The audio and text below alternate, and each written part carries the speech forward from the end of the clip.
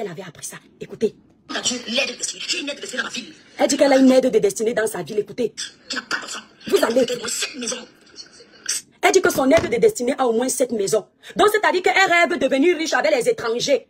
Voilà une personne bien diplômée, bien intellectuelle dans sa tête, qui attend de devenir riche grâce aux autres, avec ses 2 mains, ses 2 pieds. Mais cette femme insulte Maléba. Elle insulte Madame Eva, que va travailler Mandiata. Elle donc qui n'est pas dyslexique, avec tous les diplômes au monde. Madame qui a eu la licence avant le bac. Elle attend l'aide de destinée pour construire sa vie. Elle est trop idiote, maman Pépé.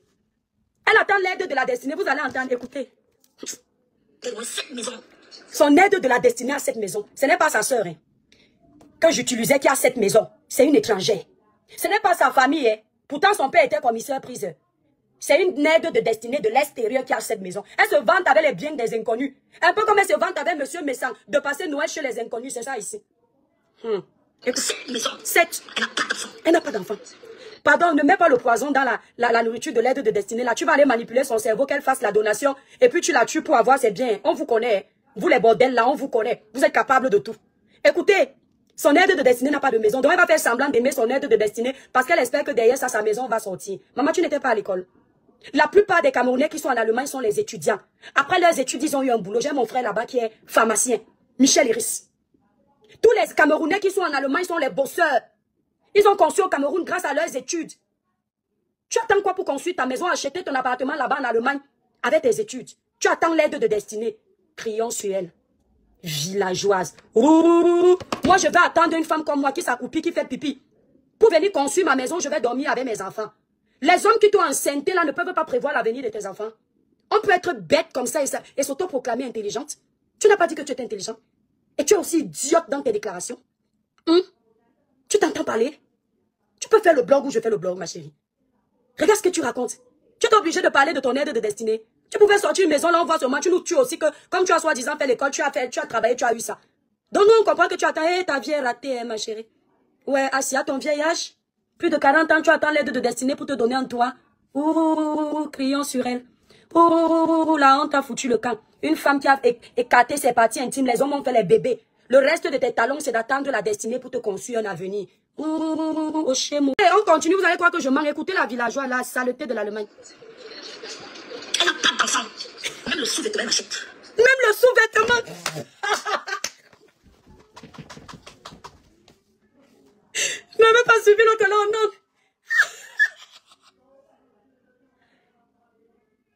Et c'est toi qui me parles, ma chérie. Tu oses l'ouvrir pour t'adresser à moi? Même le sous-vêtement, une femme comme toi t'achète? Oh, c'est le ridicule tu es. Tu serais dans la tombe alors où je suis en train de parler. Même le sous-vêtement, elle m'achète. Où est ton mari, ma chérie? Tu n'as pas dit que tu es enceinte à Bicoque. Le gars là, il monte seulement. Il n'achète pas tes sous-vêtements. Même les sous-vêtements. Hé, Madame Eva, c'est ton nom qui est gâté. C'est le nom de compresseur qui est gâté. Même le sous... Mais compresseur, au moins, son grand frère envoyer l'argent pour boire la bière. Mais le sous-vêtement où tu pisses, tu pètes dedans. C'est ta destinée qui te donne ça, une femme de dehors. Et la grossesse que tu attends là, qui paye les sous-vêtements? L'écartement, c'est 360 degrés que tu as fait là. C'est juste pour... Hey, je comprends. Je comprends ta souffrance, ma chérie. Même le sous-vêtement, elle m'achète. Hey, tu peux pas couper, va couper la partie là. Enlève ça, ce n'est pas bien. Hey, le sous-vêtement t'achète. Après combien d'années en Allemagne? Après combien d'années sur les bancs scolaires, soi-disant? Après combien d'années de salaire en Europe, soi-disant? La honte a foutu le camp. Même les sous-vêtements, une vieille mère de plus de 40 ans. C'est une autre femme qui doit venir t'acheter. Crions sur elle. Quand je crie, elle est présente. Quand elle crie, son aide de la destinée est présente. Mais vous voyez pourquoi ces femmes sont aigries sur la toile? Maman, quand je crie, c'est mon raciste là qui est présent. C'est plutôt chez Madame Eva que si on doit attribuer le respect du grand frère là, c'est à Compresseur. C'est Compresseur qui disait toujours mon grand frère, mon grand frère. Donc tu l'appelles aujourd'hui grand frère, c'est le work de Compresseur, ensuite mon travail. Merci là-bas Florence, ce n'est pas ton travail, tu n'impactes personne. On l'appelait déjà nous grand frère. Ce que tu viens appeler aujourd'hui, tu avais seulement l'impatience. Tu étais impatiente un jour de l'appeler grand frère pour aller aussi manger. Nous on l'appelait grand frère sans attendre quelque chose en retour. En tout cas une comme moi. Maman Pépé l'appelait déjà grand frère. Donc c'est toi qui cours derrière notre travail. Tu comprends un peu? Tu n'as fait aucun travail. Et si c'est un honneur pour toi qu'on appelle quelqu'un grand frère, c'est que tu es bête. Parce que tu l'as insulté copieusement avant aujourd'hui de l'appeler grand frère. Donc c'est plutôt nous qui avons travaillé pour que tu le respectes. Puisque tu l'appelais par les noms d'oiseaux, les papas, Blue Dog, ce sont les noms que vous lui donniez avant. Vous l'appeliez comme ça, Blue Dog, le chien, un animal, un vieux père qui traîne sur les réseaux sociaux qui ne se respecte pas. Vous disiez que sa femme était une partouzeuse de talent, qu'elle a fait le tour de la bordellerie en Suisse. Vous disiez que ce monsieur avait les maisons closes. Vous n'avez pas fait. C'est-à-dire quand tu veux venir faire la genèse de ce que moi je dis au grand frère Messam, pour venir répondre, droit de réponse, à son live de Kacha, Monica Diaz est témoin.